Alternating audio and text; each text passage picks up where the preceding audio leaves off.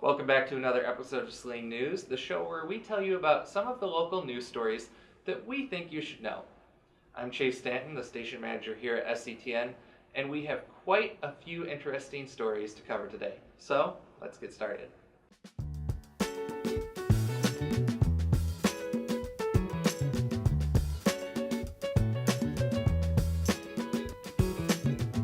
Our first story is an especially important one considering the impact that this issue has had on our and neighboring communities. Early this month, Pittsfield Township joined neighboring cities including Canton, Dearborn, Livonia, and Clinton in a lawsuit against the country's largest producer of opioid drugs.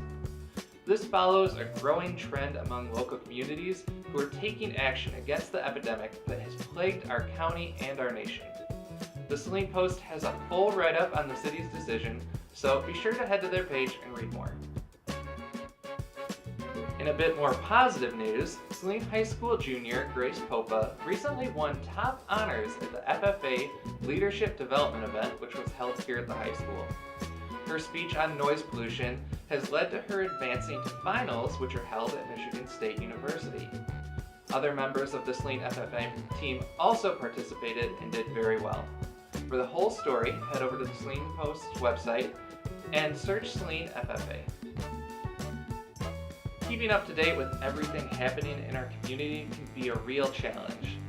Thankfully, the Saline Chamber of Commerce just made staying in touch a little bit easier. Launching earlier this month, the Chamber began its own podcast, Chamber Chatter. This online format will include special guests from the community, like Lucy Ann Lance, and local business owners. The Saline Journal has a very in-depth article up about the new venture, and even more information can be found at the Chamber's website at www.salinechamber.org.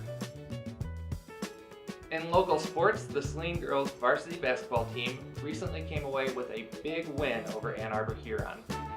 Although the game was back and forth throughout, head coach Leanne Ream motivated her team with their new motto, "Be a Legend."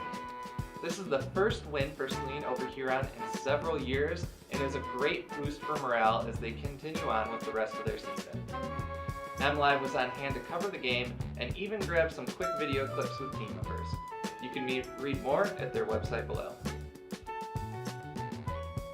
Jumping back over to our neighbors in Pittsfield Township, the city recently announced plans to begin their first community garden in Prairie Park. This is part of Pittsfield's 2020 Sustainable Vision Master Plan, which includes goals like economically viable agriculture and access to local food. The Saline Post has a full story at their page below, but I know I'm excited to see trends like this continue throughout Washtenaw County.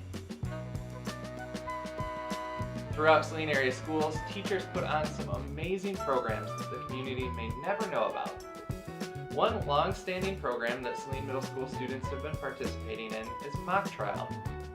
Every year, history teacher Kurt Roy Borland takes his class to the local Saline courthouse to participate in a series of simulated trials. Students learn the ins and outs of our court system and the laws that govern it. The Saline Journal has been following the class through this experience with plans to continue throughout the year. So be sure to visit their website at the link below and read more. Of course, if you've been to one of the fabulous parades put on throughout the year here at Saline, you've definitely seen the incredible talent of Saline's own Twirlettes. Well, the organization is now celebrating their 50-year anniversary. Yes, that's right, 50 years. The organization recently held a special celebration at Liberty School, which included recognition of Shirley Michaels, who founded the group in 1968. The Saline Post has a write-up of the event as well as a quick interview with Shirley Michaels herself. And of course, you can visit the Twirlettes website at www.salinetwirlets.org. Every year, the staff here at Saline area schools, as well as students and parents, are sent a survey to evaluate how happy they are with the school district as a whole. Superintendent Scott Graydon gave a presentation at the most recent school board on the results, and the Saline Post was on hand to cover all the details. In general, all three groups were very happy with the direction the district is taking, but to get a better sense of the full breakdown, be sure to head to the Post site and see the full article for yourself. Well, Saline, that's all the news we have for you this time. Of course, before we go, we think you should check out a little bit of news coverage we've created ourselves. And for that, there's no better place to turn than SHS Today and Hornet Nation. These two Saline High classes are now in full swing and have been turning out some great shows each week. You can see all the episodes at our YouTube page, or you can follow them on their Twitter pages. And of course, thank you to all the news sources we cited for producing these stories. If you'd like to see more of us here at SCTN, check us out on Facebook, Twitter, YouTube, and Vimeo. And of course, thank you for watching.